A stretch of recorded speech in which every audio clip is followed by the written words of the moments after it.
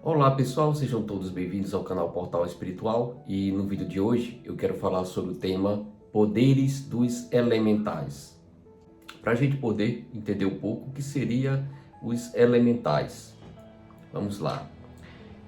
Os poderes dos elementais variam dependendo da mitologia ou do universo ficcional em que se encontram, mas geralmente estão ligados à manipulação das forças primárias da natureza.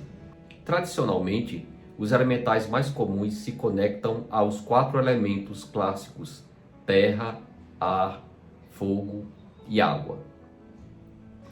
Aqui estão os poderes típicos associados a cada um dos principais tipos de elementais.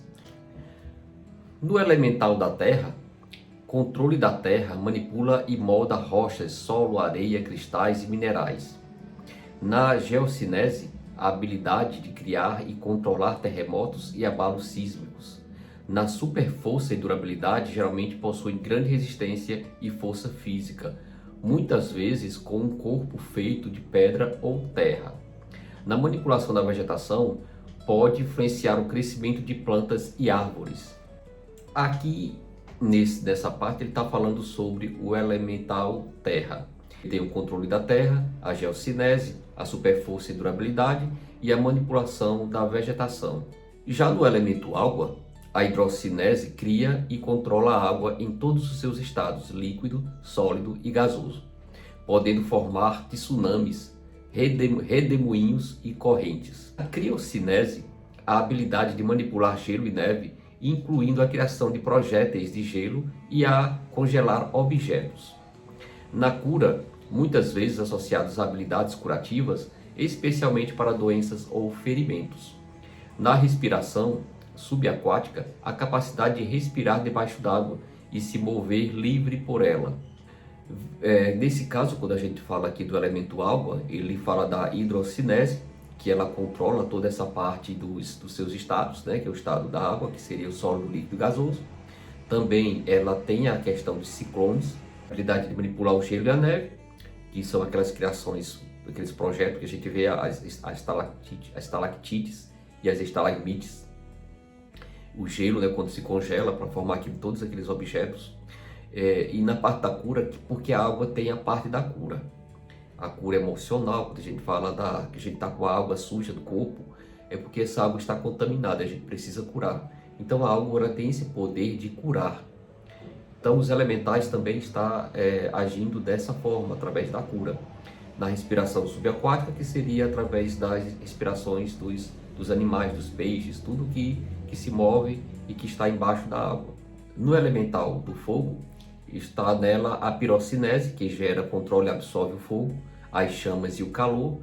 Na termocinese, que manipula a temperatura, podendo derreter materiais ou aumentar drasticamente o calor de uma área. Na resistência ao calor, que são imunes às queimaduras e às temperaturas extremamente altas. A geotermocinese, em alguns contextos, pode manipular lava e magma. Já no elemental do ar, a aerocinese cria, controla e manipula o vento, correntes de ar, brisas e furacões. No voo, que é a capacidade de voar ou levitar usando correntes de ar, como seres correntes de ar ou como seres etéreos. Invisibilidade, que pode se tornar transparente ou quase invisível ao se misturar com o ar. Manipulação climática, em casos mais avançados, pode influenciar o clima, gerando tornados e tempestades. Aí nós temos alguns aqui, nesse contexto, nessa pesquisa, nós temos alguns elementais adicionais. Em algumas obras de fantasia, a lista de elementos é expandida, incluindo poderes adicionais. A eletricidade, que seria o raio, frequentemente ligado ao elemento fogo, ar ou fogo, e pode controlar raios e campos elétricos. A luz e trevas, que são a manipulação da luz para a cura ou destruição, e das sombras também pode ser considerada uma forma de poder elemental. Também os metais, que são uma variação, manipulação da terra, focada em metais específicos na vida natureza, ligado à capacidade de influenciar a vida vegetal e animal, curar e controlar a natureza. Pessoal, esse canal é um canal espiritualista. Ele engloba não só um contexto, mas engloba vários, tudo que acontece, tudo que está no sobrenatural, tudo que é sobrenatural. E tudo que é sobrenatural a gente estuda também, a gente traz para esse conhecimento. E os 4 elementos são situações que acontecem na Terra.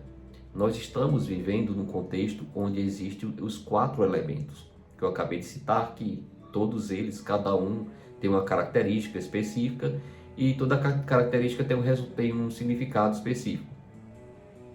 Essa questão dos elementos, ela é mais utilizada na Umbanda, porque a Umbanda ela utiliza os elementais. Na Umbanda elas trabalham com o ar, com o fogo, com a terra e com a água.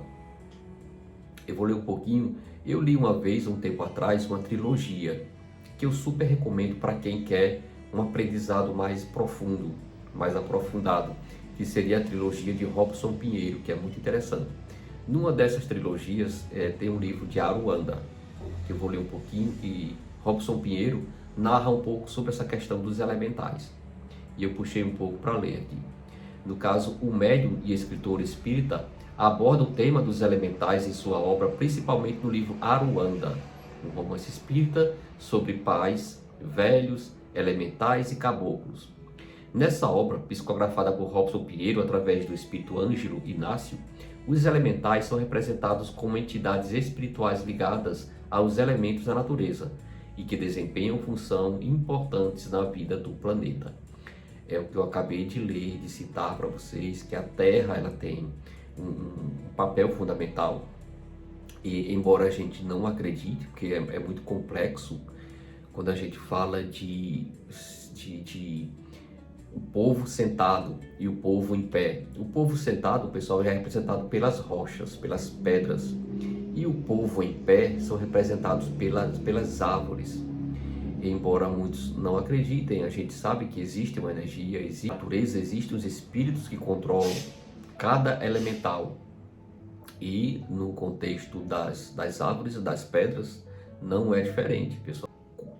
Quando o homem derruba uma árvore, ele não está só derrubando uma árvore, ele está derrubando, matando uma vida. Eu simplesmente sou muito contra essa questão de você pegar uma árvore centenária e o homem faz um projeto e dentro do projeto ele não inclui a árvore, porque o projeto para ele inclui derrubar aquela árvore, porque aquela árvore é um atrapalho para ele. Eu não entendo como é que é essa questão, pessoal, mas a gente vai evoluir. A nossa tendência é evoluir e a gente um dia irá entender que a gente está no espaço que já existia e que nós temos que nos adaptar a esse espaço e não derrubar o espaço para construir o nosso. Pelo menos deveria haver esse respeito com essas árvores centenárias. Seu interesse pelo tema, poderes elementais, pode estar relacionado aos ensinamentos e explicações contidos nesse e em outros livros do autor, nos quais a interação entre o mundo material e o mundo espiritual é explorada, incluindo a atuação dos seres da natureza. Porque simplesmente quando a gente fala dos seres da natureza, a gente fala dos elementais, a gente está falando também de criaturas mitológicas, criaturas que há em contos de fadas e que a gente pensa não existir, mas que na realidade elas existem. Eu estava conversando uma vez com uma colega sobre assuntos espiritualistas, sobre coisas espirituais. E nós estávamos, pessoal, num condomínio bem arborizado, cheio de árvores, cheio de gramas, muito bonito, muito belo mesmo. E eu conversando com ela sobre assuntos espirituais, e de repente, pessoal, passa um ser elemental, que a gente chama de gnomos, como fossem uns homenzinhos pequenos. É interessante, porque cada um vê de uma forma. Então, a forma que eu vi esse ser elemental não tinha capô, não era como os Smurfs, mas era um serzinho pequeno, que corria, que tinha passos rápidos. Então, você não tem como você tentar fechar os olhos, fazer um esforço para poder vê-lo, porque quando você fizer esse esforço já tem perdido, não tem mais como encontrá-lo. E eu estava conversando com ela e de repente esse serzinho passa. Eu olhei para ela, ela olhou para mim. Ela disse, você viu? Eu disse, eu vi. Você viu que eu vi? Aí a gente foi tentar formular como seria na cabeça de cada um, como seria a imagem. Na minha imagem eu não vi aquele serzinho usando gorro. Já na cabeça dela, ela viu não como um gorro, mas como um chapeuzinho pequeno, alguma coisa que cobria a cabeça. Eu, na minha visão, eu não vi, pessoal, porque cada um tem uma visão específica, uma visão mais avançada, outros têm uma visão limitada, mas eu não vi perfeitamente como ela viu. Ela viu mais perfeitamente o ser. Então, esse ser é um gnomo.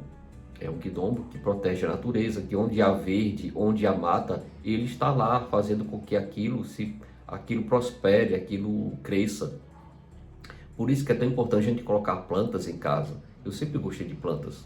Onde eu morei, eu sempre gostei de colocar uma planta aqui, uma planta ali. Os elementais da natureza. Eu coloco a planta, que representa a mata, né, a madeira. Eu coloco a fonte, que representa a água. Eu gosto do barulho das águas, barulho das fontes.